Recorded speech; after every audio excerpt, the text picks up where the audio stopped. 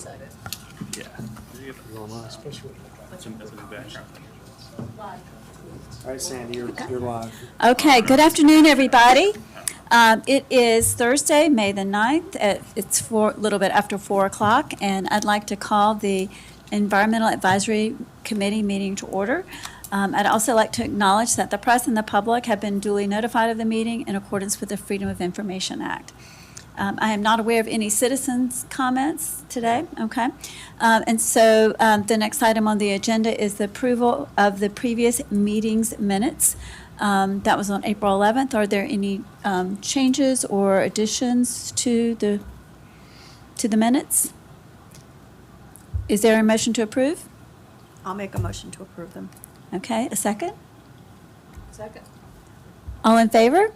Aye. Aye. Abstained, who wasn't at the meeting. Okay, thank you. All right, so we have a presentation today with regarding the sea level rise adaptation project. So welcome. Thanks. So, So how soon do we need to sell our houses?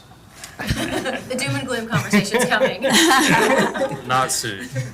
I'd just like to give kind of a quick introduction to the issue, and I'm gonna sit back here. I was in on the same presentation last night, so I'm gonna sit back here and give some room to the group.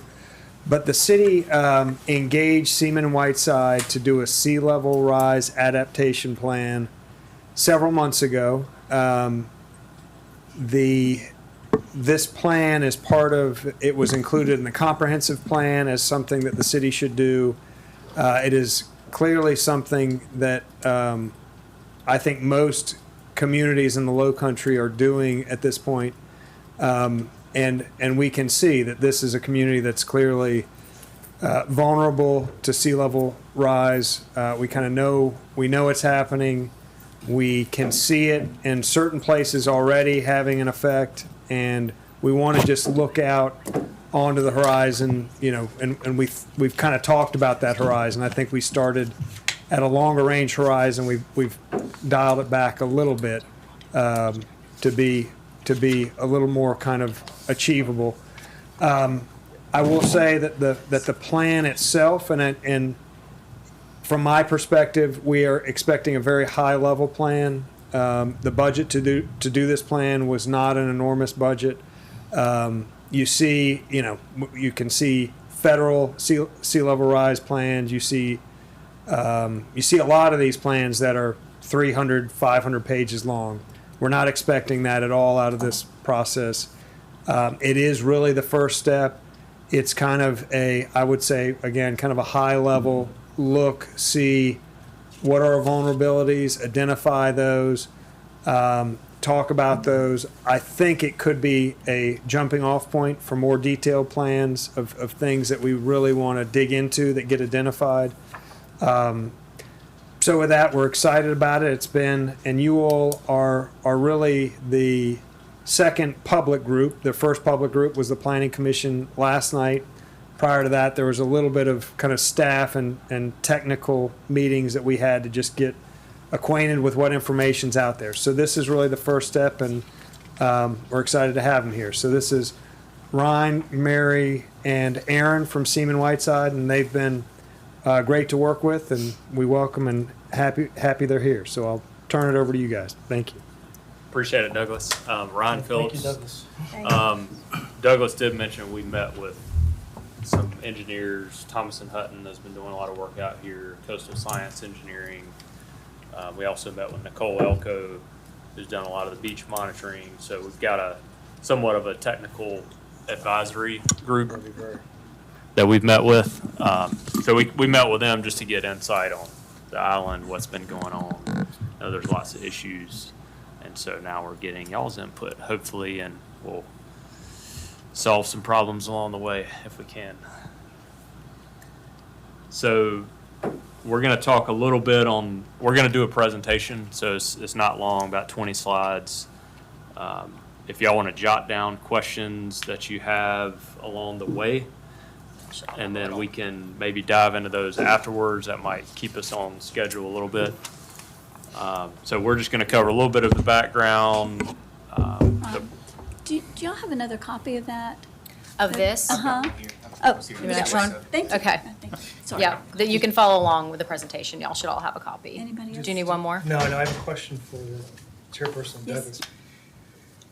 Are we gonna, this is gonna wind up taking up the hour. Are we gonna just do this or are we gonna try to squeeze in the other parts of the agenda? We'll see how long this part takes, and then I'll be able to answer that question for you better. How about that? Yeah. That's good. But we're going Because to I try know to we get into these big- end after these an big hour. discussions, they Yeah. tend to take almost the whole meeting. Okay. So we'll cover background goals. We've done some analysis or analyses to date. We've got some mapping of that, so we'll talk through the science. It won't be too complicated. Try to keep it simple, and then really we're going to dive into what can we actually do. You know, what strategies or projects that y'all can actually implement. You know, we don't have an exorbitant amount of money, but we do want to leave you with action items. You know, when the plan gets published, what are the steps? You know, what are you doing once it's completed? And so there's been a lot of work done to date with some of the master planning on the drainage side of things, which actually has addressed sea level rise to some extent.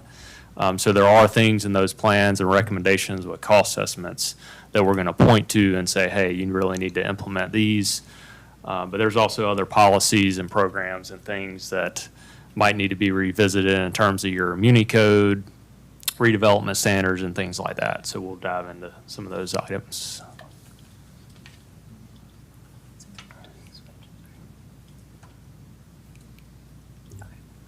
So some of the goals and the scope of our work that we're going to be doing is to develop sea level rise projections through the year 2050.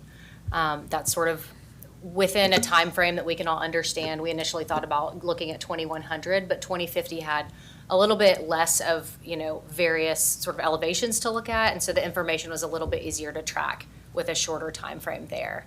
We're going to also assess the risks and vulnerable assets of the island. So there's some maps here that we're going to look at that show some parcels that could be impacted and some of the sea level rise issues there.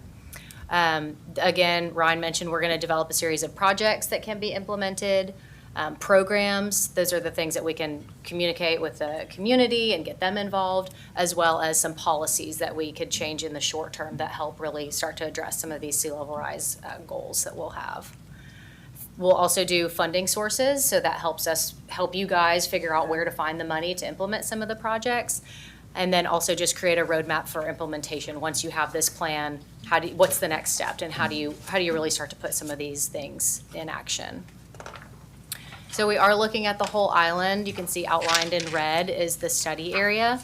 We've looked at other sea level rise plans. The city of Folly Beach and the city of Charleston have really robust plans that we've looked at in order to see what other barrier islands and communities are doing, just to get some best practices there. We've also looked at Kiowa, Pawleys, and Sullivan's Island. These have very similar challenges, and so just trying to see what they're doing and how that might relate to the issues that we have here. Just a quick question. Yes. You established the island as the control. Sullivan's Island, call it the mainland Mount Pleasant, was there any interdependencies there in terms of water flow, water rise that would have an impact outside of just looking at the island itself? No, and that's a good point. So this plan is going to look at everyday tides. So we're focusing on everyday tidal flooding events. Now, coastal storm surge, definitely there could be some interdependencies.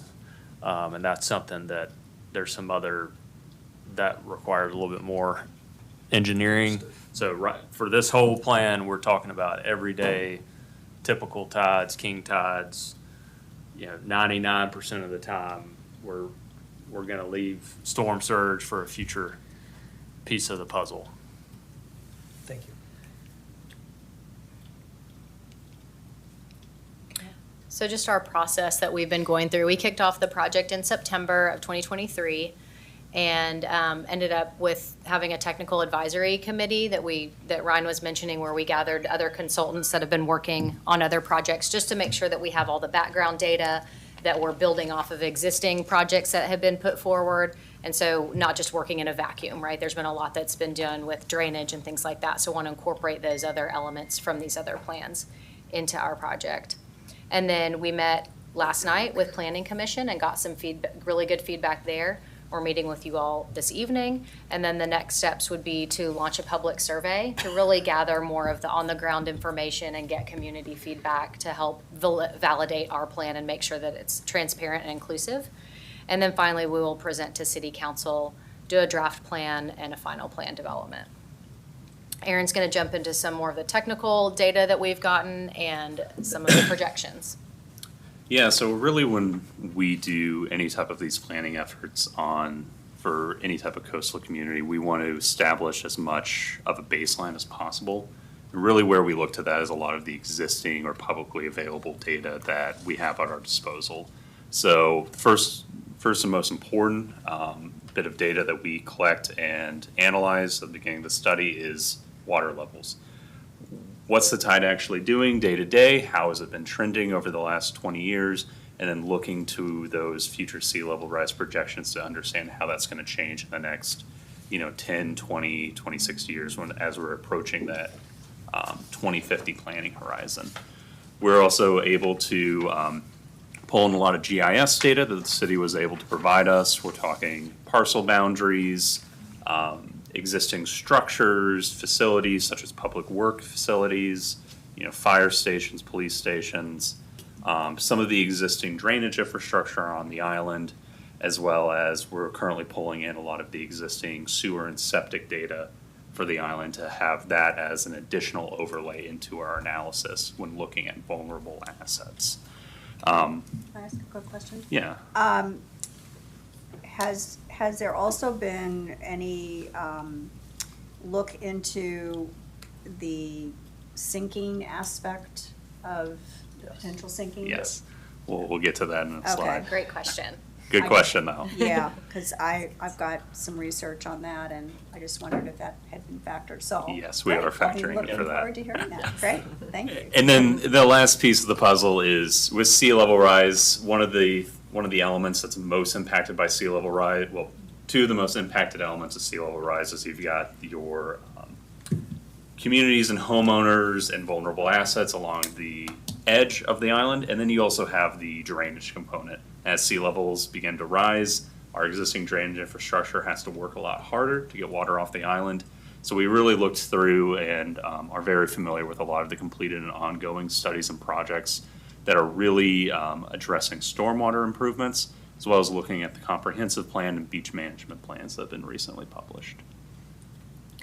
So let's talk about sea level rise. It's happening. On the left there is a graph of the daily higher high tide. So the highest water level reached within a 24-hour cycle is our daily higher high tide. We went ahead and graphed that since the year 2000, looking from the year 2000 through the end of 2023. The important thing I will note kind of at the beginning of this discussion and presentation is that any of the numbers that we reference is going to be in absolute topographic elevation, not within mean low or low water, as tides are typically reported. The reason for that is we want to have any of our recommendations or planning horizons tied to an actual engineering or survey grade datum.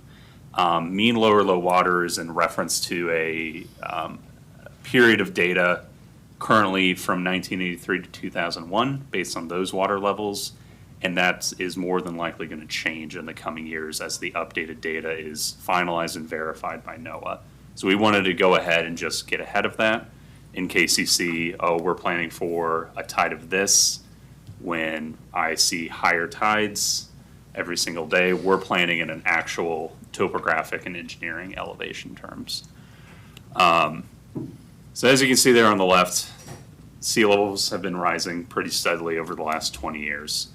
And the first step in us establishing a baseline for future sea level rise and future planning horizons, or where do we set that threshold, was actually trying to set a benchmark year or a benchmark elevation to use as a jumping off point for setting those future planning horizons. We went ahead and chose the year 2023. It was a little bit of a worse year. Yeah, that should be 2000 on that graph. We chose the year 2023. I don't think I have to explain to you all what happened back in December, where we had the fourth largest tide on record. That was not even associated with a hurricane. It was just a fun nor'easter. So we used a lot of the daily higher high tide data from the year 2023, specifically from the NOAA Charleston Harbor Station, to really try to set that benchmark. We ended up pulling out the 99.5% threshold as the benchmark for our future planning level, our future planning horizons, and that equates to a tide of about 6 foot in AVD 88. Again, we're not going to be able to stop every single hurricane coming in, but we did want to stop the vast majority of predicted tides going into the future. So now this is where we get to the sinking of the island. So that 6 foot elevation, that's our benchmark for the year 2023. That's our jumping off point. From there, we went ahead and looked at sea level rise projections, specifically from the federal interagency sea level rise and coastal flood hazard scenarios. This is a consensus of all of the scientists have said, based on different risk assessments, we can expect X amount of sea level rise by year fill in the blank. We went ahead and went with the intermediate projection. There are several different sea level rise projections that you can all look at and dig into the data as well, with varying degrees of risk associated with those. The nice thing about going with a shorter planning horizon is that a lot of those projections are all well within a pretty limited scope of one another. It's really after the year 2040, 2050, where a lot of those scenarios start to diverge. So we feel pretty confident with going with the intermediate projection on that. We then added on a land subsidence factor. So this is actually based on recent research that has come out looking at the actual rates that all of the city is actually shrinking. Yeah. I'm curious what your number says. The research I pulled, or the data I pulled from that research specifically for the data points related to within our study boundary for Isle of Palms, was showing about 0.4 centimeters a year Okay, yeah. on average. On average, yeah. Maximum in some areas of about half Yeah. a centimeter a year. We're not going to go quite into the details of why that's happening. The research hypothesized that a lot of it was due to extended ground compaction from new development, as well as intensifying Infrastructure. Impervious surfaces. impervious surfaces, as well as pulling from deep groundwater supplies. Yeah. That's causing some of that Yeah. sinking in the existing landmass. So we really wanted to incorporate that factor as well, because we don't want to set an elevation to say we're going to plan for this, and then have the then go and put into practice at that elevation now, and then in 26 years it's a couple inches too short due to that sinking factor. And didn't you say about 4 inches over the next 30 years, give or take? Yeah, it's about 4 inches over the next 26 years based on that average rate for Isle of Palms. So 4 centimeters. That 0.4 centimeters a year. Centimeter, yeah, okay. So what all of this fun math and background data works out to is a target elevation of about elevation 7 for the year 2050. And so that puts us about a foot higher than that 99.5% threshold that was experienced just last year. That would also put it at an elevation higher than what was experienced during the December 17th event.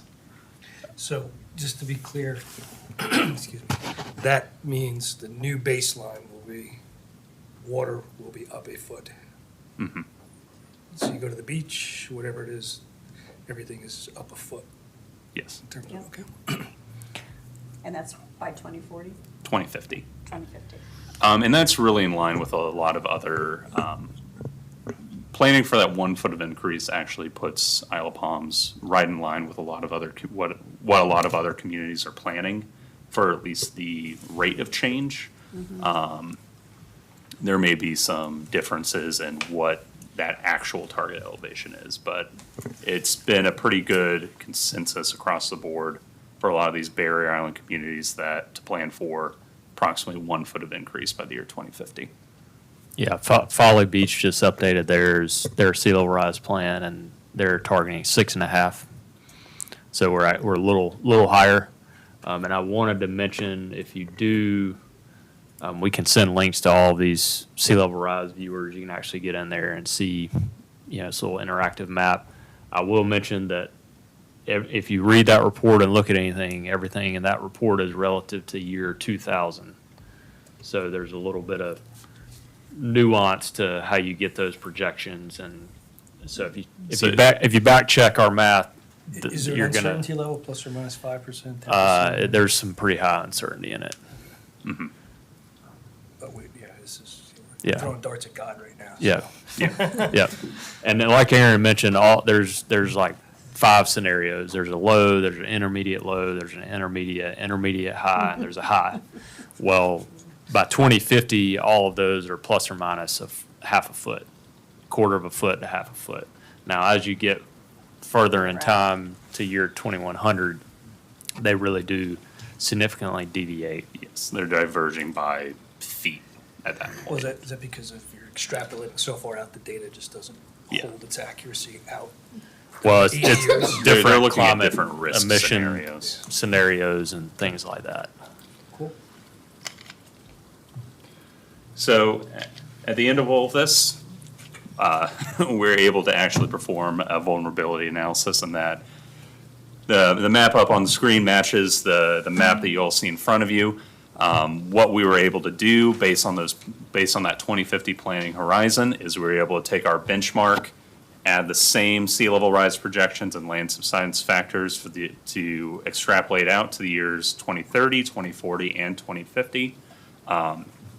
Able to set an idealized tide at the boundary of the island and run it through some of our modeling software to see where some of these tides would inundate the island, and see some of those high level at risk areas based on some of these different planning thresholds.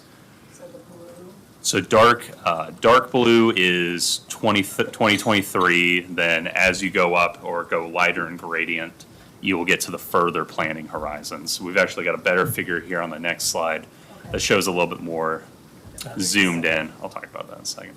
A little bit more zoomed in. So this is the area down around 4th Avenue and Merritt Boulevard. Looking at the darker color is some of that tidal data from 2023, and then as you go out to the lighter shades of blue, that corresponds to slowly approaching that 1 foot of increase above that 6 foot benchmark that we've pulled from the last year's data. Overall, if you want to go back a slide. Overall, this allows us to start looking at more general high-risk areas on the island. We've gone ahead and highlighted out 4 of these, just for y'all's viewing pleasure. And a lot of these, I don't think I have to convince you all, for a lot of these areas that they flood. We've got a big area between 19th and 25th Avenue on the marsh side. A lot of the areas around Forest Trails, 4th Avenue, which we discussed, and then some of the areas down further on to the Wild Dunes area. Lost my train of thought. Really the big takeaways from some of these mapping initiatives is that it allows us to look high level at risk across the entire island. And really what we've seen is, while we do recognize that there are some erosional hotspots along the beach side, specifically down closer to the Breach Inlet and a lot down closer to Wild Dunes, overall, a lot of this analysis confirms what we have experienced working with the island, is that a lot of that tidal-driven flooding is coming from the marsh side, from that much lower side of the island, and that confirms what we initially thought would be the most at-risk area for the entire community. Sidebar question. Are the insurance companies looking at these exact things as well? Yes. Yes. FEMA is actually, historically, flood maps were not allowed by the federal government to be hypothetical, like in terms of future risk. And FEMA is in the process of figuring out how they deal with that. because you don't want to put out a flood map that's not possible, today. But it's, a lot of companies hire actuarial scientists and flood modeling experts, and they have their own models that they analyze, and they will come up with your premiums. A lot of people are pulling out of the markets in South Carolina and That's what I was gonna Florida. say, there's an Yep. economic, Yep. there's a socioeconomic risk here too. I don't know if you've looked at that or brought that into where these homes that you're showing here may be uninsurable. I mean, so the homeowners then are fully liable, which then has a very significant long-term economic impact on how the island moves forward. Yep. So, funny story. One of the major reasons City of Charleston developed sea level rise plan, they use that plan to help with their bond ratings. And so they're able to use that plan and update it frequently enough to demonstrate that they are moving towards something better than it was. And then that way, when the bond rating companies Yeah. actually give them a rating, they're not giving them a lower rating. They can say, hey, we're actually moving towards, So risk mitigation Yep. plans actually But we're help just- all Yep. help. But we're just talking flood insurance. I mean, my house is elevated and. Yeah. I don't have flood Yeah. insurance. I'm gonna have $200 a year or something. I mean, so that's not, this is, this would just be the tides now. yeah. When the tide does go up, hurricane storm surge goes up as well. And that's, I mean, people have already been dealing with that on this island. I mean, that's why you can't build a house on slab out here Yeah. anymore. yeah. So that, I feel like the insurance side of things, I mean, not that it's not a problem, but Yeah. A limitation of this analysis is unfortunately we don't have access to base floor elevations or first floor elevations for all of the structures. So when a building is highlighted red or marked as at risk, it just means water based on this scenario or based on that 2050 planning horizon, is getting around the foundation of the building. So, potentially water's getting up real close to the building, or it's starting to get into that like first floor garage. and what does maximum inundation boundary mean? Like, So if we were to, We ran a tide Yeah. cycle through a hydraulic model, and that's just whatever the peak water level got to. So or twice how- a day, how- are you talking twice a day? Yep. Or, okay. Yeah. So we just This isn't took, like this isn't a flood tide, this is like a daily. yeah. Okay. well, So as we stand today, sorry, that's It- Palm it's- Boulevard it's is not a- flooding every day. what we're planning for is that 2023 was that 6-foot tide. So that occurred twice last year. Okay. So we're trying to mitigate on statistically 99 to 99.5% of the daily tides based on that 2023 data, projecting out into the future. So every single day isn't going to be hitting that elevation 7, but this kind of allows us to look at what if we were protecting to that elevation 7 and really trying to limit that impact of those day-to-day tides. Okay, because I mean, looking at, I'm trying to, so the dark is 2023, so that Yeah. is not daily. No, that That would have been happened- about that nor'easter. That Okay. was Yeah. the noise. Right. That was the Yeah. noise. So is Like the- a king tide. So is the projecting out the 20, 30, 40, and 50, is that a daily or is that a That's more of your king tide. king tide? Okay. Yeah. That's what I thought. Yeah, so instead of, you might read some other plans with other communities that try to break out a normal tide from a king tide. We just made it super simple. Let's just look at all the tide data, what is almost the maximum that it's gotten up to, and then that's what we Do pick. your models, can you see it simulated in your models? Yes. Let's say that I want to look at the course of say, an abbreviated year. Every day you can see when it's actually going to be. Yeah, On You a could- normal day, when you might actually have water above the surface. we could do that. Now for this, keeping it simple, we pretty much just made a fictitious 24-hour tide, two high tides, and we ran that tide cycle through the model, see where the water gets, and then we get that maximum water level. But hypothetically, yes, you could take years, decades, of that data, run it through, and you could hit play and watch all the water particles move around and fall asleep. Saying 99 and 90, whatever the percentages are. Those are the statistical. Yeah, so that's what I went ahead and pulled back up on the screen here. So that benchmark that we set, that elevation 6 foot, is that starting elevation for the year 2023 is based on the 99.5% threshold from the year 2023. So 99.5% of the time, the daily high tide, the highest water level that got hit, 99.5% of the time was below that level. You know, we're not going to be able to mitigate every single super extreme nor'easter like we had, record-breaking events, but we really wanted to make sure that we are mitigating for a lot of the extreme events that we get throughout the year.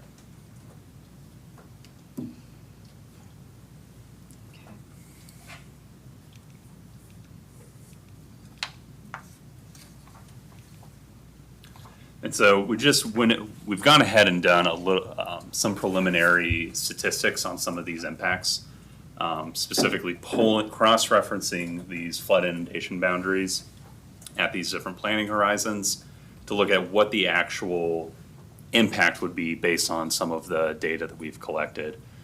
Really what we're looking at is, based on our preliminary analysis, and take it with a little bit of a grain of salt, based on our model limitations, is that by the year 2050, if that 7-foot tide were to come a-knocking and start rolling up against the shores, we're looking at approximately over 1,200 buildings or existing structures at risk, with about double that with the amount of parcels impacted. And really significantly, approximately 12.5 to 13 miles of roadways that would be inundated by that 7-foot tide. So really what this allows us to do is really start to really hone in on where these high-risk areas are, as well as by looking at the different planning horizons, 2030, 2040, and 2050, we can start to target different areas that may need to have some of these mitigation strategies or mitigation projects implemented first to help offset some of these future scary planning horizons. So how are we going to actually do that? I like alliterations, so we figured the best way to talk about different strategies to mitigate some of the sea level rise for these different planning horizons is policies. That's what we kind of talked about earlier, looking at your municipal code, recommendations to updates for your stormwater regulations or redevelopment regulations that can help offset or mitigate some of these future impacts. Looking at projects, actual things that you all can implement, whether it be drainage improvements or shoreline protection to help offset some of these impacts, as well as programs, things that you all can do to incentivize to get the public involved that doesn't fall within one of these two first buckets. So in terms of the policies and plans that we recommend or have started to look at and always look for your feedback on is the first one would be an elevated tide and emergency response program. This would be about how do you communicate with the public to let them know that a king tide is coming or a hurricane is coming.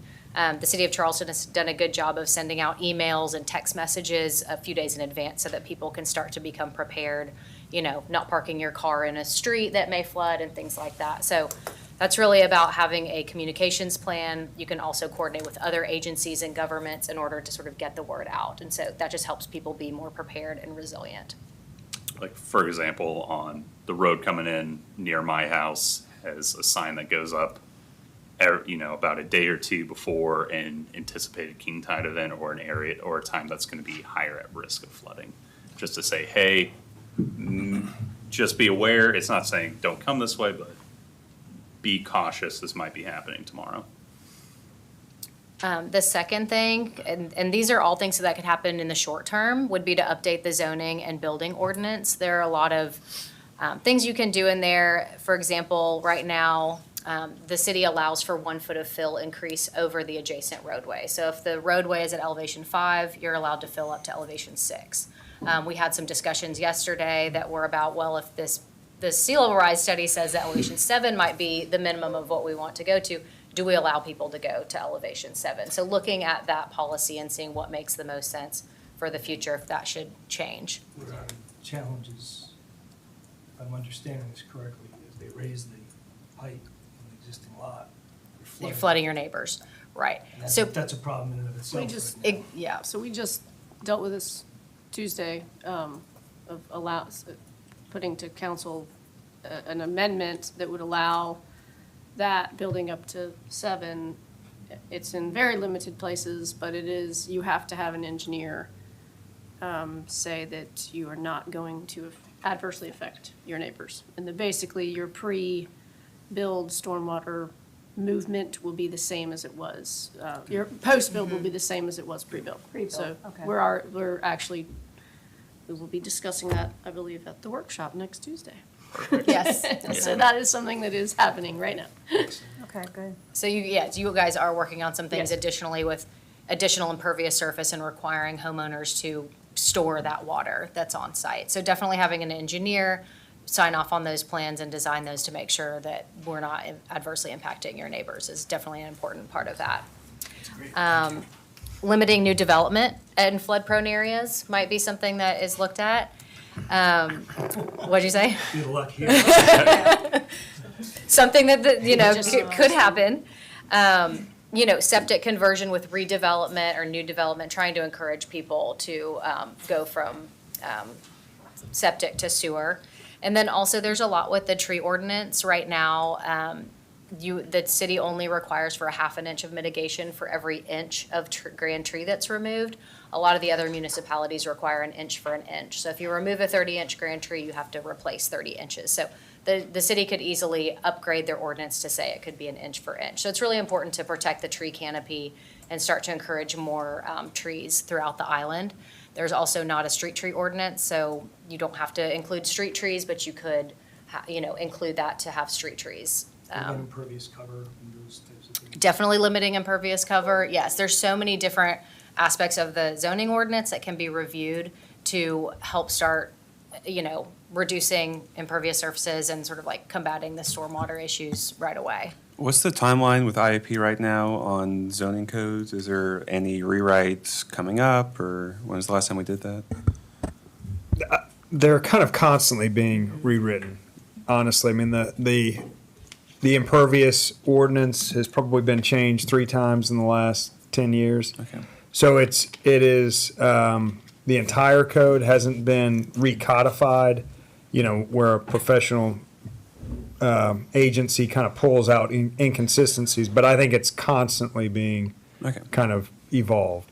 Well, Yeah, thanks. If you- I would yeah. think, from this group, at least from my point of view, a recommendation that we have this plus looking at it from a sustainable infrastructure standpoint, green versus gray, and do a review of the ordinances and make recommendations to the council from page 1 to page 30. I remember when we were doing the climate mitigation, I kept bringing that up, and nobody bit was, if it's Charleston, you need to go through all your code and update your code. Because Yeah. if the code says you can do this, that's what people are gonna do. It's gonna go to the minimum of the code. So unless you go in and. They're doing a zoning code How many rewrite. times I bring it up and it just Yeah. kept getting ignored by them. Yeah. The city is doing their zoning code rewrite now, and that's why I Yeah. asked, because it's a comprehensive rewrite. I'm just But I wondering think, where he was at. I, from this group myself, that's something I would make a recommendation of, and I'd throw it out to my committee members to think about that. So whether it's to- in your report or not. One interesting thing, and then less interesting, Charleston is actually updating theirs. They're gonna have an elevation-based zoning code. So depending on the ground elevation where the development or redevelopment's occurring, there will be different stipulations. So the lower you are, you're gonna have more stringent regulations, and then say you got to Cane Bay or somewhere where you're much higher, that's what they're doing. And then we mentioned it earlier, but a lot of Aaron mentioned, when the tide comes up, there's nowhere for the stormwater to go, so a lot of the policies and programs might not necessarily be directly related to the tide, but it's more, now you've got to deal with stormwater, and so trying to infiltrate that and manage it before it gets downstream to these lower lying areas. We look at, you look at New Orleans, they've pumps. Oh, yeah. Storage, underground storage and large diameter pipes. You can engineer a lot of stuff, but Yeah, that takes both green and gray to really Yeah, tackle some of but, this stuff. You know, but we're based on these maps and considering we're looking at a bit of a, call it a worst case, I think it's a little dramatic to think we have to go that route. Maybe in 2050, we need to think about that. Yeah, we're gonna avoid tunnels Yeah. over here for now. But what's good, I think, about what I've seen on the city, you can go on the website and you can look at all the ordinances that have been updated, consistently. So it's not gonna be caught in some long, arduous rewrite. This could be something that gets enacted with this plan. If we find a couple things that are palatable, maybe those things go along with the sea level rise study, that we could have some ordinance changes there. So I think there's a lot of positive short-term movement that we could have with the code, some ordinances. And the other thing I think to point out, and Mary, this kind of goes, we have a wildlife community. This is just talking about human impact. This doesn't look at ecological impact per se, in terms of how does this affect No turtle wildlife, bird, nesting. how does it affect Yeah. turtles? Yeah. How does it affect, are we gonna start seeing saltwater intrusion, which I know is part of number 4, but there's other impacts as well. This So is that- purely from a human habitation standpoint. Correct. That's, actually, we were talking Tuesday about one of the recommendations might be to look at natural resources assessment later down the road and add into this plan, because there are gonna be issues like that. And I know, Douglas, y'all mentioned y'all may be doing a source water quality tracking project here soon, so some stuff like Yeah. that to help Doug is- just Yeah, figure out. You got it. We get water coming in from Charleston, and we have deep wells, so that's generally our public water source. There's some irrigation wells out there, but and then we've got water going through the wastewater treatment plant going out. So the only thing we don't really have a good catalog on is our stormwater quality, so we put together an initial baseline program, and we're happy. We've got general agreement by Katie represented to the committee that it's about $10,000, not a lot of money. So maybe we want to give that to you, take a look at, maybe there's additional, but the idea was, we've got about 18 outfalls, so of those, maybe take 9, and just pick 9, the most impactful areas, look at indicator parameters, including PFAS, and then base up, what we see on the baseline will determine what additional sampling we might need to do. We can talk after this meeting, but I can give you some recommendations on some systems that you can look at as Okay. well to assist with that monitoring program. Great, yeah. Because which ties to the septic conversion is the only way that we're going to be able to, if at all, be able to encourage people to come off septic is to be able to demonstrate that the septics are having an immediate impact on water quality. And, as the sea level comes up, you're not getting your drainage, right? Or Yeah. plus PFAS, so that's going right in, so that's kind of why we're looking at that as an indicator too of. So Yeah. one of the, we don't have the data for you all today, but one of the next steps that we're going to be looking at as part of the vulnerability analysis is, based on these projections and these inundation footprints, which parcels are currently on septic that might be affected, to help try to drive some of those hard numbers to say, okay, we've got X number of parcels that are on septic that are potentially at risk. We do not want water getting up onto that property where. See, to me, that's where I think the state and federal funding might come in. Mhm. There might be funding programs, have you heard, for those types of things, to get people off? Yeah, Septic. there's plenty. This is our funding expert. Yeah, there's, USDA's got a new Yep. program, wastewater and lawn grant disposal program. RIA will fund that. SCDHEC, through the rural water, there's SRF funding. RIA will fund that. Yeah. There's a lot of congressionally directed spending that's out there through, EPA. There's some possibly like NIFWIF, that's the National Wildlife Foundation, through NOAA, you can get grants on that. So honestly, if you can tie in resiliency and some kind of water quality or flooding or anything, you can pretty much wrap up whatever Yeah, you want. I think The tricky part is, most of those will not pay for anything on private property. Yeah. So you can put the sewer line in, but they will have to They connect have to to it. connect. So Mount Pleasant Water is doing that right now. Yep. They got a lot of funding through RIA. and they're putting in the piping, but they can't force people to connect to it. Well, what's happened here, and Katie, you can correct me if I get it wrong, is though, we have this concept of a grinder pump, where if you don't have a collection line, you Yep. have to put in a grinder pump, and then you have to run some 2-inch pressure line to the nearest collection. And that all falls on the homeowner. Yep. What ideally would be great is if we could find federal funding, get the water main distribution mains put in, let's just say in the high-risk areas first. Doug, I'm sorry to interrupt. I have a slightly hard out. I was wondering if we could just get through the Sure. presentation, then we can maybe get a more detailed discussion Well, about. and this is why I brought it up earlier, we always, and maybe it's me getting too detailed, but we never get to finish the detailed discussion. I wish we had 2 meetings a month for substantive reasons. Should we but, yeah. finish the presentation, then get Please. to the Yeah, detailed yeah, as much let's as do it. possible? Yeah. That sounds Yeah, good. we'll, Thanks, Bill. This is- Yeah. Okay, Yeah. we're at slide 15, we've got 5 more. we'll speed through the rest of Yep. these and we'll have a more detailed discussion on all of these. Second bucket of strategies that we're looking at is our projects bucket. That's, actual shovels in the ground, digging stuff up, putting things in. We've really broken this into 4 major categories. Maintenance of you all's existing stormwater infrastructure or existing infrastructure that can help mitigate sea level rise. Looking at more traditional gray and rigid infrastructure, your more traditional pipes in the ground, inlets, tide gates. Looking at the effective green infrastructure and what that could do to help mitigate some of these impacts, as well as looking at, as a whole bucket, perimeter protection. What are you going to actually do to stop that water level from rising and overtopping into the interior of the island? First off is maintenance. That's an easy one. You all have a lot of existing stormwater infrastructure, so getting out there and continuously cleaning it. I know that was a recommendation made as part of the Phase 4 master plan or the Phase 4 drainage improvement plan, was getting out there and cleaning a lot of your all's existing systems.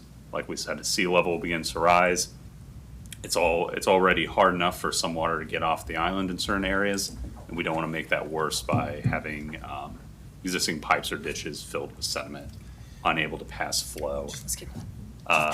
Just a quick comment is, a lot of swells have been filled in and taken over. Yes. As people's front lawns, which is exacerbating a lot of drainage issues. It is. 2 additional details that we're recommending as part of this, as part of our initial look over some of the existing vulnerability, is one is looking at implementing a post-storm or post-flood inspection and maintenance protocol, wherein city employees can go out to critical pieces of infrastructure, specifically drainage infrastructure and outfalls, and inspect them post-large events. So after the nor'easter, ideally someone's out there looking at a lot of the critical infrastructure and catching some of those problems before the next storm hits, trying to become a little bit more proactive on some of that stormwater maintenance. The other is crowdsourcing some of that maintenance data. This is something we've done, other municipalities have done, something we've helped some municipalities set up is a web-based maintenance portal where residents can actually upload photos and tag different pieces of infrastructure that requires immediate attention. Geotag the location, upload photos, give a quick description. Hey, the inlet in front of my house is completely clogged. Can someone please help? The ditch is completely overgrown and is filled in. Something needs to be done. Again, just trying to develop systems and methodologies to have the maintenance of the island be a little bit more proactive before large events occur.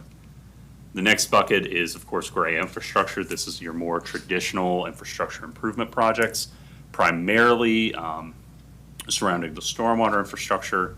We know a lot of projects have been recommended as part of the Phase 4 master plan, in addition to the Phase 3 master plan, and we know a lot of those have actually already gone into place or wrapping up construction in the Phase 3 master plan area, that area from about 25th to 41st Avenue. One of the easy project ideas or implementation strategies that falls within this bucket are check valves or tide gates. Systems that can be put on those existing outfall pipes to prevent tidal backflow into the interior of the island. This is the first thing I recommend for any coastal community, is to check is to check all of your existing stormwater outfalls to prevent both inundation during high tide events, as well as reduce system capacity when it rains during a high tide.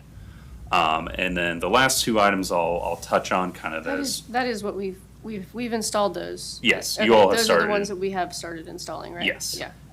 And that came out of, some outfalls were already equipped with backflow prevention. And then I know you all have installed several more since the, Phase 4 master plan was wrapped up. I know 25th Avenue got some back in 2022 to help prevent some of that tidal backwater effects. I believe 41st. 41st is 41st currently is under construction. under Yeah. construction right now. And 30, 34th is almost done. yeah. Ish. Douglas, did Second Avenue get a check valve yet, or? Second Avenue has had one, and it's getting replaced. It's I don't getting know replaced. If it's actually, it's not functioning currently, the existing one, but Mhm. it's somewhere in the process of being replaced. Gotcha. We're gonna also, in the plan, trying to work with Douglas to get a list of all the projects that have actually been completed, so that people will be able to see, okay, it's not like the island's been doing nothing, right? Like you've been spending money, and so we just want to showcase, hey, here's what you have done, here's where we have implemented some of these strategies, just to, again, inform the public. Yeah. This third item is something that was an item that was actually looked at during the Phase 4 master plan.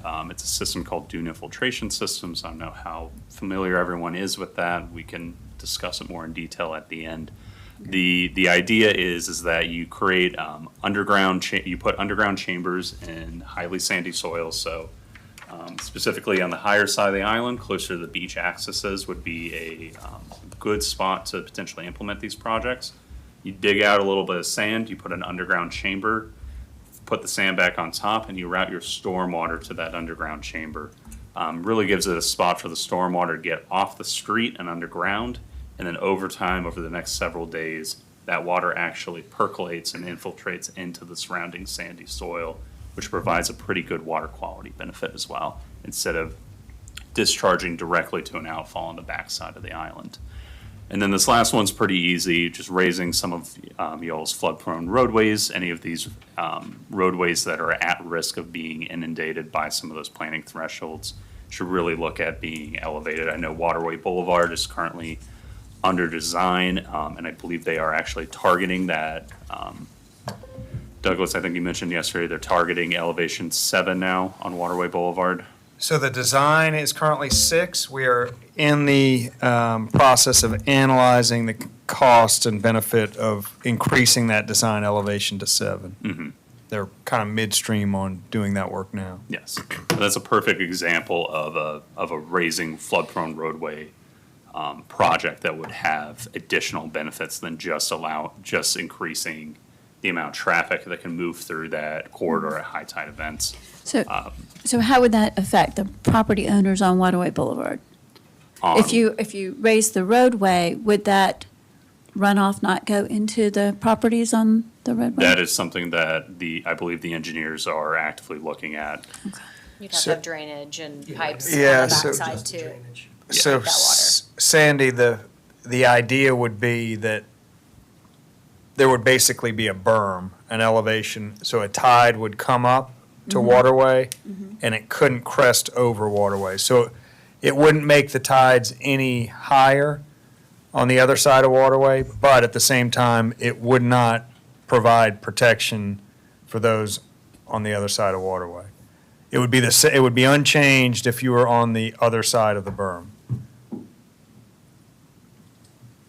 I'll talk to you about Yeah.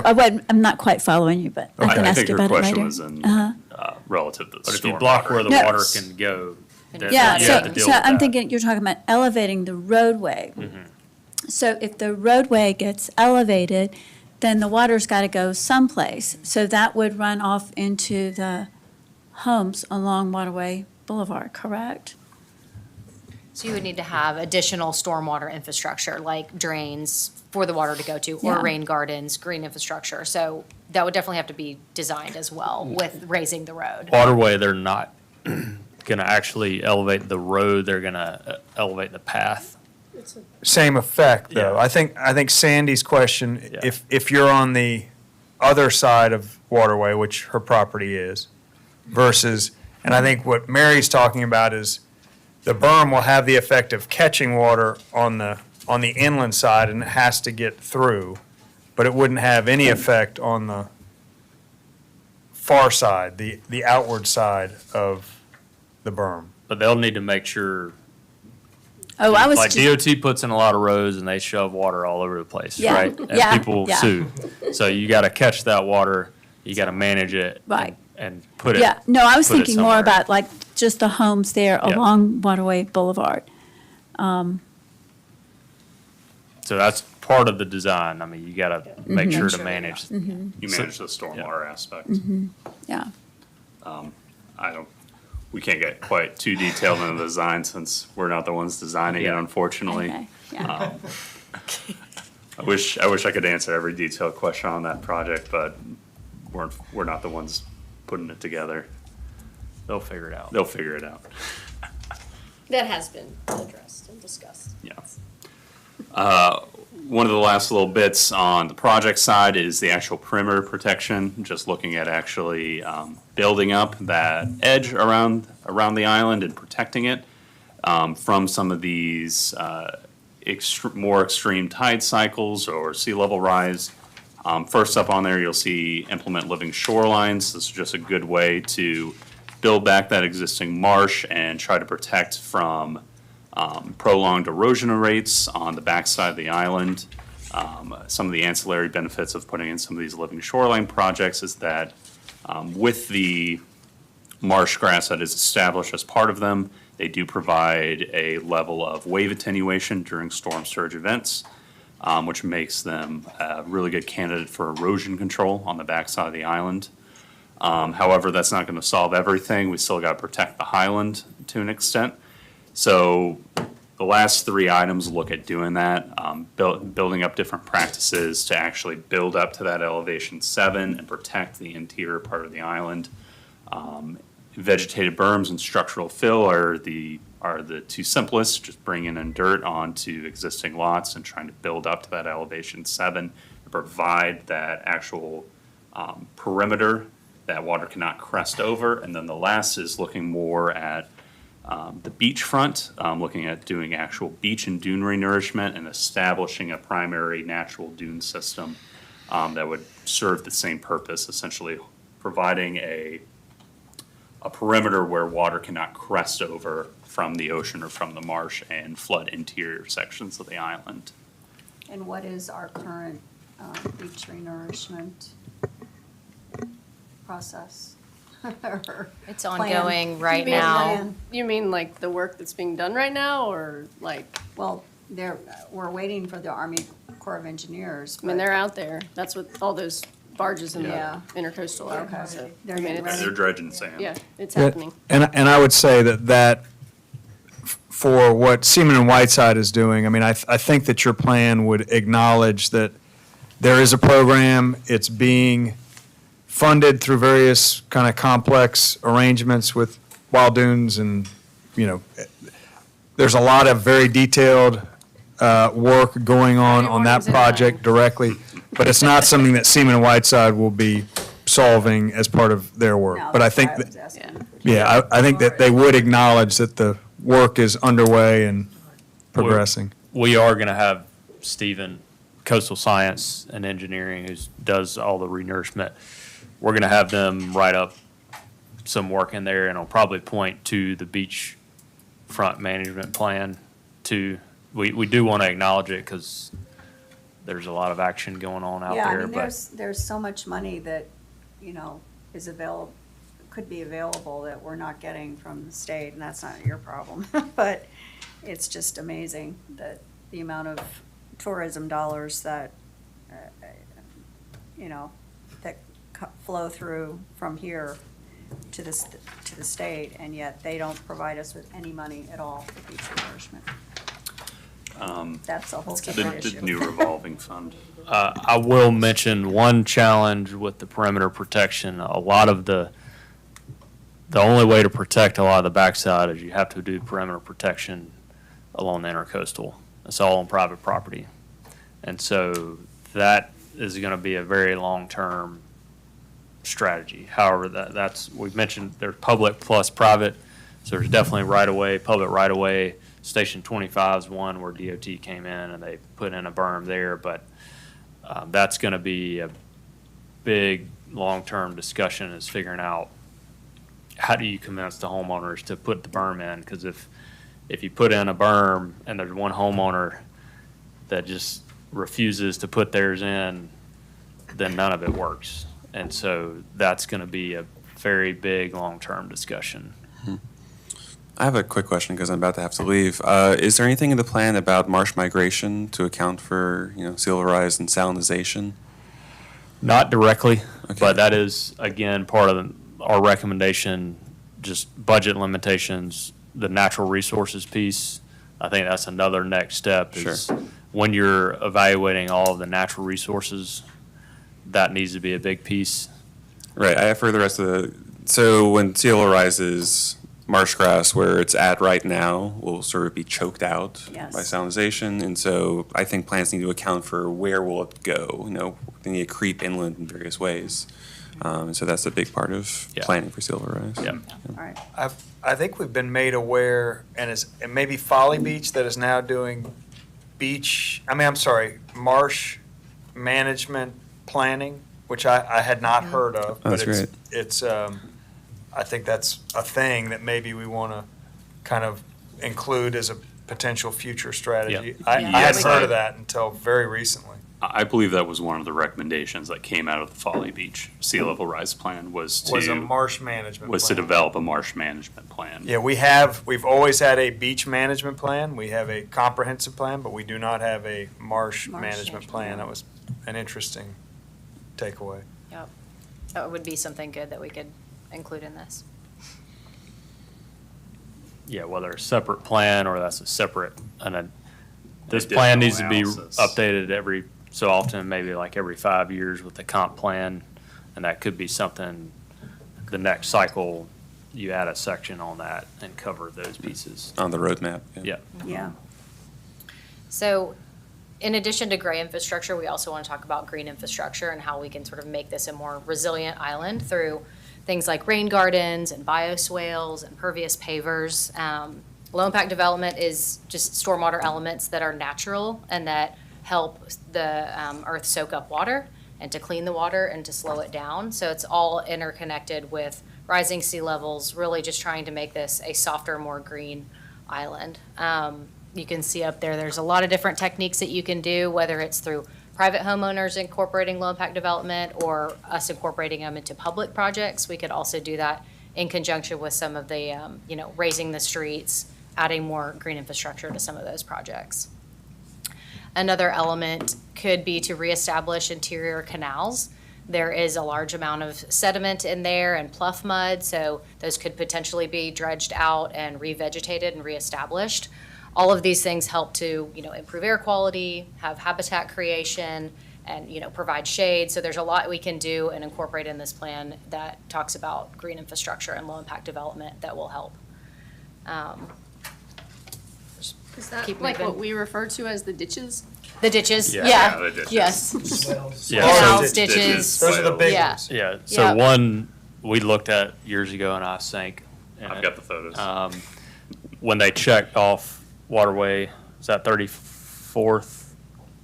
34. Yeah. Yeah. So now you prevent the tide from coming in, and you've got these huge, massive canals that you can use to store stormwater, but you need to excavate out all the pluff mud, reestablish it, revegetate it. So now when the tide's up, all the rainwater can get in there, And you actually get in and and you've got some store. storage. It can treat all that water, maybe infiltrate, and then eventually when the tide goes out, now it can go out with the tide. Yeah, I'd like to point out that in Charleston, we have two nationally renowned green infrastructure and green design firms, Biohabitats and Robinson Design Engineers. And I bet both would be interested in Isle of Palms projects, so. Douglas, do they clean out the storm sewers now? Where we do have, they go in and take the sediment out periodically? Somewhat ineffectively, I would say. We do have a contract. We are doing it. They have a jet vac operation that doesn't get it down to the, I mean, we literally need to kind of go down 2-3 feet, and they're kind of, doing a little slice down the middle, which just isn't. But there should be vegetation, or I was under the impression that the vegetation needed to be removed, or is it the right kind of vegetation? The right kind, more The right kind of tree, revegetation. woody, something to hold Soak hold up the the soil stormwater, together. Yeah. You don't want to. You don't want to Yeah, block like a the ditch, water. yeah, you want to mow, like if it's a traditional roadway ditch, mow that down. But we're talking more putting trees in to actually hold the soil, so when you do get all that water running through there, it doesn't just erode and erode and erode and start eating away people's property. No, like the ditches along like Palm Boulevard, those are more like, that has to get mowed down, cleaned out. These are more of like the ones back behind like Forest forest trails. trails. Yeah. Yeah. Yeah, and I we, drive past every day. this is a little bit granular, but we have had the challenge of those have been salt, obviously. They're Right. tidally inundated, so nothing would grow there. They're shaded and salt, so nothing naturally can grow in the salt ditches, very little other than kind of reeds. Right. We now know that the salt water is being stopped, the salt levels in there are going to change, so Robert is very kind of much looking forward to being able to put more traditional freshwater plants on the side of those A lot better. yeah, and it should grow. I mean, for the first time, we should be able to get things to kind of grow in there. Yeah, I had no idea. I always thought you wanted them empty. If you all There's a have any balance. specific questions about green infrastructure, bioretention cells, Mary is your go-to resource here at the end. She's an instructor with the Master Rain Garden Program over at Clemson. I'll plug that a little bit. Thanks, Erin. Which helps get us into the next slide here, programs, the third P in our alliterations for the strategies. Yeah, so this is next to last slide. So really, we want to talk about educational programs and getting the community involved. It's not just a city, initiative, but it's also really needs to be part of the community. An online web portal or just a one-stop shop where people can go and engage would be really great. We would also encourage incentivizing low-impact development for private development. So whether those are tax credits for homeowners or water or utility rebates, those could be offered to homeowners to provide things like rain gardens or low-impact development elements on their private property.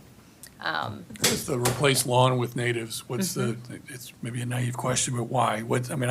I love natives, but what is the benefit there? How does that work? So lawns require more fertilizer, more mowing, more water, and more maintenance. If you switch them out to native plant materials, they'll require a lot less inputs, and they'll have more habitat creation where you've got butterflies and bees, but then you just won't have to mow it and you won't have to fertilize it. So it's really multi-beneficial to change it out to So if I native don't mow or plant materials. fertilize my lawn, it's really no difference.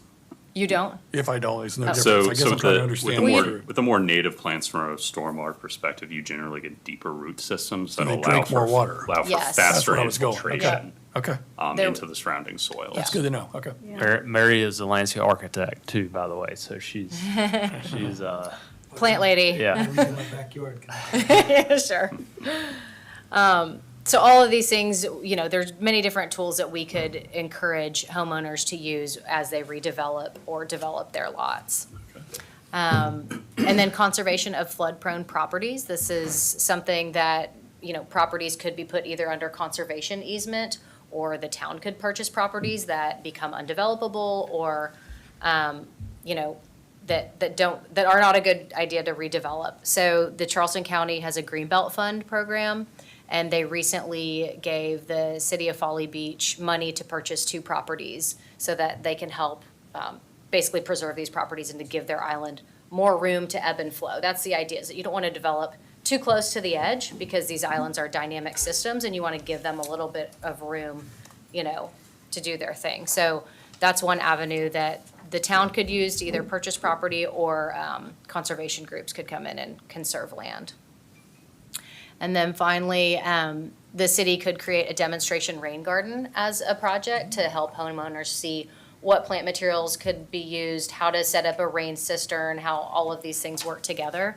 The image up there shows, this is the city of Folly Beach has recently put in 2 rain gardens. This one is at their Folly River Park, and it's attached to their pavilion there. You can see the cistern in the back in black, and you can see the pipe coming down into this area. So it's really about showing the community how to do something, engaging the community, and getting everyone involved in the sea level rise conversation and solutions. And so where we are now and what we're looking for is, obviously this has been really great feedback from you all. The next steps would be to get community feedback and have people engage with an online survey. We'll take some of these ideas and finalize recommendations for some of these areas through the projects, programs, and policies, and then start to pull together a draft document for review, and then a final document. We'd like to revisit this every 5 years to make sure that the assumptions that we've laid out, are accurate, and to talk about what we've accomplished as part of the plan and what new projects that we might encourage. So that's where we are. Do we get the Chamber of Commerce involved in these kind of community outreach reviews? We could, I think we certainly should, could. because they're a very outspoken group, a lot of property managers, real estate people. Chamber. Yeah, I think it would be important to get their input and feedback. Okay, great. Well, thank you, guys. This has been good feedback. We are happy to entertain any more questions from the group, or can wrap up to y'all's So next what- agenda item. What is the, as far as the next steps with this community and city feedback, are we gonna be recommending public meetings to discuss? I mean, how are we gonna move forward with getting public input? As I understand the plan, it's to do the rest, I think, electronically through surveys and results, which would help them Yeah. get together a draft plan, which would then be presented. And I think we haven't really gotten to what the process will be of refining the draft plan, but that will be the plan that will go kind of forward to council for recommendation and have their input and action on. And what's the timeline for moving So forward? Matt and I were talking about that. We were drafting a list of questions. We're gonna send those, we're gonna send Douglas, basically a mock-up of the survey questions, things like that. And then we need to just figure out, honestly, how long do we wanna allow folks to respond? Is it a month? Is it 2 months? We wanna get the word out. We wanna get input, but we don't wanna wait too terribly No, long. no. Keep the momentum going. So we're gonna get those to Douglas here in the next couple of days, and then it's just a matter of getting that out, getting the word out, and then getting some feedback and seeing what folks say. And then from there, we've already started drafting the document, so we have a lot of the details and text and things in there, recommendations, but we don't want to just put that out before we get some input from folks. So the second we get that input back from the community, we can update a draft, send it over to Douglas. He can distribute it to whoever he feels necessary. And then from there, we'll probably do a presentation at council and then go up for adoption. So on a more immediate, small scale, couple things that I heard that I just wanted to see what the really next steps of those would be. And I know the ordinances, for example, is that something where you all could offer suggestions for ordinance changes, or is that something that this group needs to? We sit down have a and look list to? of suggestions. Okay.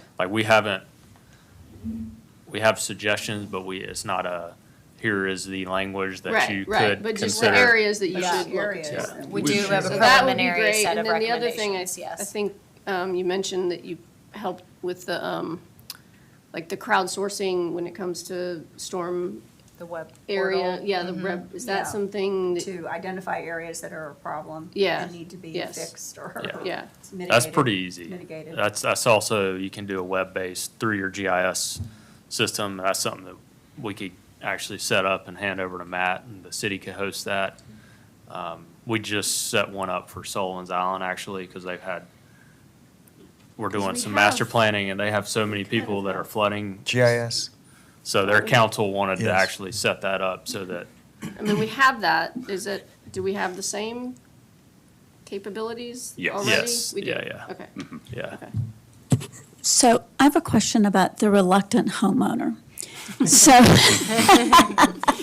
you the know reluctant what. homeowner? We don't have many of those. okay, so if you have an identified problem, you know it's a problem, and you have a homeowner who says the Isle of Palms does not have an easement to service this drainage ditch from my property, but the problem is on this particular individual's property. Is it possible to address the problem by going from the entrance to the ditch, because it dumps right into the intercoastal waterway? Is it possible to address the problem from the waterway side versus having to cross a property, cross the property of a reluctant homeowner? Anything's possible. It just comes with a price. Time So and- marine contractors are gonna be a lot more expensive. You gotta bring in a barge. They're all very, very busy. Oh, it's not Yeah. large enough for a barge? The ditch is not large enough for a barge. I mean, you could bring a barge to the entrance there, but then you would have to have a smaller piece of equipment to Mm-hmm. Get in kind there. of build Mhm. the berm. And it's the distance would be about the size of 2 lots. So maybe, You wanna 200 send us feet. this property and we can look at and it? you want to come by my house? Yeah, yeah. We can talk But no, after. you could, it'd be a bar, like, you would have to bring a bar, like a dock, Uh-huh. just like they build a dock, Uh-huh. mini excavator or something on there, and yes, you could come in from that side.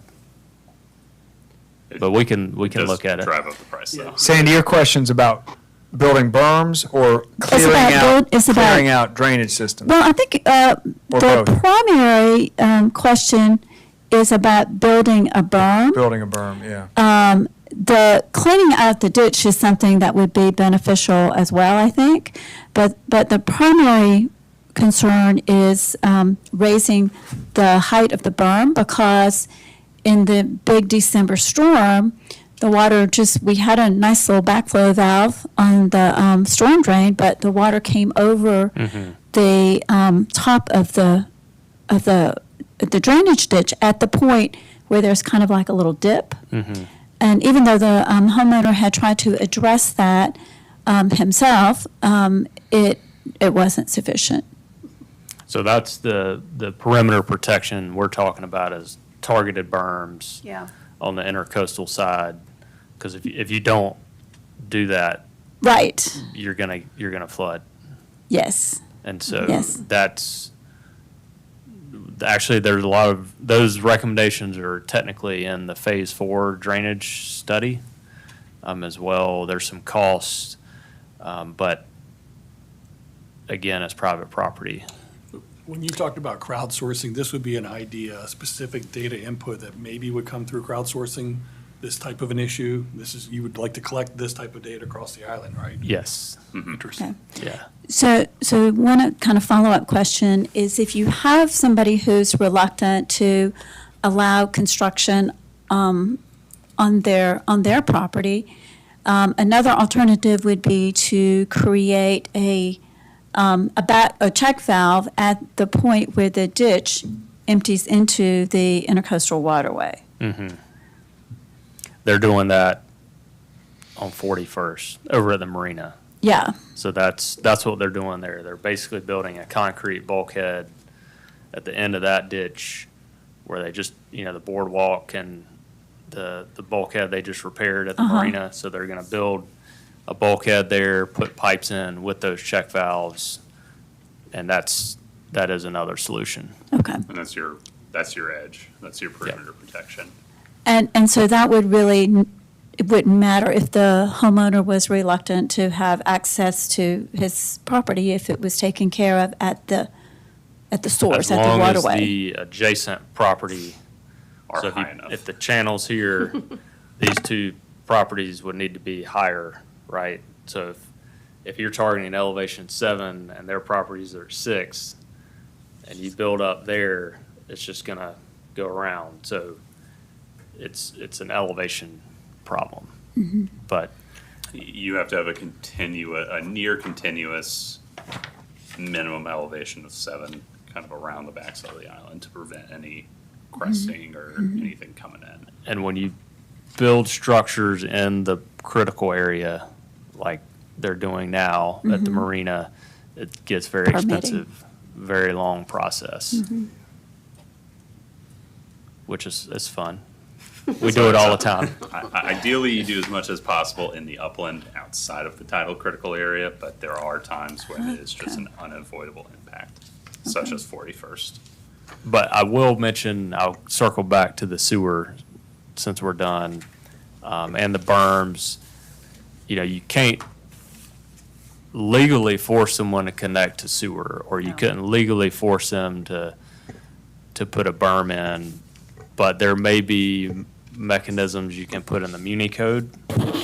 For example, if you can document that there are sewer issues with water quality, then it's, hey, you can write in the Muni code. You don't have to hook up to it, but if there's documented water quality issues, then that homeowner would be required to connect to septic. So that's a little bit more of the stick. The other side is the carrot approach. Mount Pleasant is doing this a little bit with some of their redevelopment codes. They have a point system that is kind of in its first round of, it's out in the world. It's probably going to get revised a couple times, I'd imagine, over the next couple of years, where in doing X, Y, or Z that is beneficial to the community gets you more leniency in the existing building or redevelopment code. So, you know, if you're Height putting, restrictions. if you're putting if you might be able to get a little bit more impervious area, you might be able to get a little bit of a bigger building footprint. Trade-offs. Yeah, it's more If you- of a If you chose trade-off. to not use a septic tank, then you could have more impervious space. Something. Something like that. Mount Pleasant is a more It's like pretty. holistic That is how we are now. incentive, where it's like you can Yeah. put in charging stations, you can put in 5% more. bike access, you can put in, permeable pavement, and all of these elements get you to a little bit more leniency or a little bit less restrictive building code. Where I was going before, I was a little long-winded, I apologize, was the big cost is the collection, is the water mains. If you Mhm. find funding for water mains, then you can put together very cost-effective programs that encourage people to connect. Yeah. But the challenge right now is the water. Is the water mains, is Get getting the water the mains to the infrastructure. streets, it's very expensive. Sewer mains. The sewer. Yeah. Sewer. The important thing is trying to set it up so that there's a tap at some of these high-risk Right, parcels. and that's, And that's the That's our approach that we're challenge. heading in the direction. I think this may be good, because if we overlay your risk with the risks that we're finding with the water quality, that gives you can identify That gives you a risk targeted areas, area. and that can be taken to water and sewer, and they can then potentially incorporate that into where they're planning to develop next. Mhm. What they're gonna spend tomorrow may get changed to. Or drive the discussion on which grants or federal funding opportunities you all So pursue that's, first. that's where we're going. and where I was going. that's what I wanna definitely tap into, knowledge, because it's like going down a rabbit hole every time I go online to look at grants and funding and what's available and what isn't. Just So- one other comment is, I think when you go to the general public, the concept of 7 foot and the risk and how people have a hard time. You have to really figure out how to explain that in a way. 'Cause Yeah. you It's can gotta look at this and be say, at well, that's a a worst case plan. We're never kindergarten gonna- level. Level, yeah. It's a worst Or- case plan. This is never gonna happen. You Yeah. can't get Yeah. behind it. Part, in the final document that we're drafting, we've got a couple simple things in there explaining the tides. So, like, Okay. Yeah, what is a tide? What does this mean? When you look at your phone, it's gonna be mean lower low water. Just some general understanding about right. that. Not too complicated, very simple. Yeah. As well as explaining like how we got to these thresholds and what does that 1 foot take into account is really, on average, we're trying to make sure that, tidal elevations don't get above this X percentage of time of the year. I think people are going, does that mean I'm gonna water my front lawn 24/7, or am I gonna Yeah. have it twice a day, or I'm gonna get it Yeah. once a month, or it's only gonna happen during big storms? I think that's how the average person is gonna think about it in terms of, especially the high-risk properties. And just Which is really why, instead of trying to, I don't want to say pull out some funny math to set these thresholds, but it's really why we went ahead and based some of these thresholds on the actual data, that has occurred. So That we can has say, occurred, yeah. we can point back to some of these figures, especially in the report and in future presentations to say, it's not going to be an all the time event, but we really want to help plan to mitigate some of these extreme events without going completely overboard and mitigating for everything. A quick question, I just want to sum this up, because I was looking at this earlier, the chart on the left, which is 2000 to 2024, Yes, so roughly a quarter of a century. We went from 2.5 to 3. Linear. 3.3, and that is the, that dashed line is the average, That's where I or was an going, average yeah. linear fit. Yeah. The black line going up and down in a pretty compressed format is the daily high water level of every single day. So there are, approximately 24 times 365 plus or minus for some leap years, data points on that graph looking at the highest level the tide got to every single day. And based on that data, if you apply a direct linear interpolation between that, you are going from about 2.5 to 3.3 over that quarter of a So century. it's 3/4 of a foot-ish that it went in 25 years, and then the projection is in the next 25 years, it's going to go a foot, so it's accelerating. Another, It's it's less than a it's foot. approximately another 3/4 of Okay. a foot, plus that land subsidence factor Okay. gets you that Yeah. full So foot. the 25 years of history and the 25-year forecast are directionally aligned based on that then? There's not More a- or less. there's There's a not a little forecast bit of of an a increase. stair-stepping motion where sometimes things, you can kind of see it a little bit where, it kind of goes up a little bit and flatlines, goes up again. That's consistent with some data analysis that we've seen from scientists looking at water levels down here, is that it's not always going to be a consistent linear step up. There may be times where it speeds up. There may be times where the rate of change slows down. We're in a slowing, it's still going It's up still right going now, up. but it's actually the rate of change Yeah. is slowing down. The acceleration is slowing down slightly, but it may be subject to pick back up again based on past data trends. Do we have good data going back farther than 2000, or is Yes, that kind of so when it started? This is, we based all of our data off of the NOAA's Charleston Harbor that has been out collecting data since at least. 1800s. But, like, accurate, I mean, good, very accurate data? consistent data from at least 83. That's what NOAA uses. Well, Y'all do have a gauge at the marina, but it's only been out there for a couple years. So we're using the harbor, it's at the custom house across the way, just because it's got such a long Yeah. period. But A lot of this data is verified by NOAA. This is, so if a lot of like other coastal communities, when you pull up the tide prediction or what is if you were to go down to Seabrook and say what is the tide here and Google that tide prediction isn't based on an actual gauging station at Seabrook Island. It's based on an interpretation of the Charleston data. So we figured the Charleston station would be the best focal point for getting that real-time data. One last comment, I promise. When you're writing up the report, Mhm. do you try to think of other consultancies that would come in and were hired to cut your legs out on what you're saying, or look for flaws in your, so the more, as you go out, we go out into the public, the more prepared we are with the questions that people are gonna ask to kind of undermine what you're doing, or Mhm. to be the type of neighbor that doesn't want to, what you call them, reluctant. The doubting So Thomas think is about what those you're saying. FAQs maybe. Oh, yeah. and Yeah, that- we, that It's really important because we do, Things to this, keep in our back pocket. we have a vocal island. People that are, this might not be in their best interest or they don't like it, they're gonna look for ways to, Yeah. and you're used to that, but if you can Uh, think of those things up front as you're building, as we're going out to the community, I think that would be helpful. And I think the easiest thing that helps with a lot of the communication of this plan and why it needs to be implemented and the severity of some of these future planning horizons is that, you know, we're planning for an elevation 7 to mitigate the vast amount of tides by the year 2050.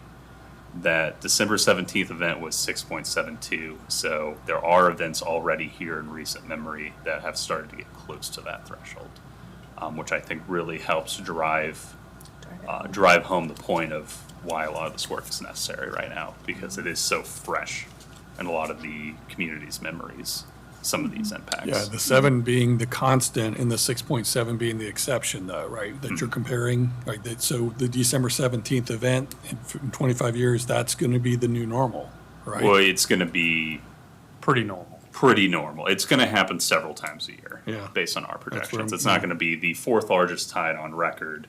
It's more, this is what we expect to happen. We expect a tide to exceed this approximately 3 times a year. Okay. That That might might be the best layman's. That's where Yes. I'm Yeah. going. Yeah. The explanation of That's something we're going to be putting in That's the report. really, because what that's people in are- people's how often- memory. How often do I need a rowboat tethered to Yeah. my front door? Because everybody That's knows. kind of what I, that's what approximately I was 3 kind times a of, year. that's kind of what I was getting at with this Yeah. map, is that it looks, when Scary. I look at this, it looks like at this, down at toward Breach, that Palm Boulevard's getting inundated Yeah. every day, but it's not. So like that, I feel like that needs to be more clear, that like this is, you know, this, it's Mhm. not every day, but it's, That's what I said, you had a visual that Something that- showed, like, yeah. this is what it's kind of look like. Yeah. Something, but that's a good point. And the big thing will be in every 5 years or so often that you revisit it, reevaluate the water levels, you know, reassess what's the tide been doing, was the projection right, and you may need to, don't wait until Yeah. 2050. yeah. Yeah, to see what happens. Oh, look. One of the things you didn't have is if you think we should do the natural resource, make the recommendation. Yeah, we're We don't gonna have to- recommend We don't have that. to do it, but Yeah. at least make Yeah. the recommendation.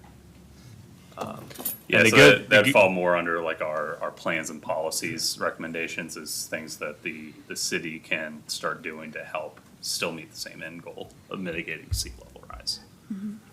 Whether that be in the form of municipal code updates or additional studies that have to happen because we don't have the available data at our fingertips to say yes or no, that something's gonna be impacted, such as the marsh migration.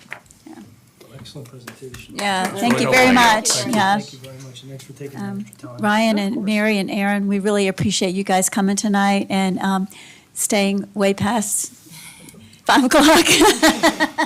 We work till 7. And explaining all of this information to us. And what I'd like to do is go ahead and just kind of redirect us back to, we had some business on the agenda. I don't think that we want to deal with that at this time. I think we probably need to wait until our next meeting to go through the new business and any old business and reports.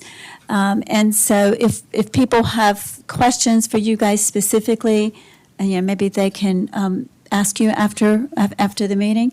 But I wanted to just let everybody know the next meeting is scheduled for June the 13th. And that meeting time is 4 o'clock again. Procedurally, would you just request a motion to defer the rest of the agenda? Oh, yes. And I will tell you Yes. that the rest of the agenda is almost all just updates that can wait. They're kind Oh, of right, yeah. ongoing. There's nothing kind of burning in there that's, that you need to call a special meeting or anything else for, from my perspective. Yeah, I'm comfortable with that. So is there a motion to defer the rest of the agenda until our next meeting? I'll make a motion to defer the rest of the agenda until our June Okay, meeting. so we have first and a I'll second? it. I'll second Okay, it. all in favor, please say aye. Aye. Aye.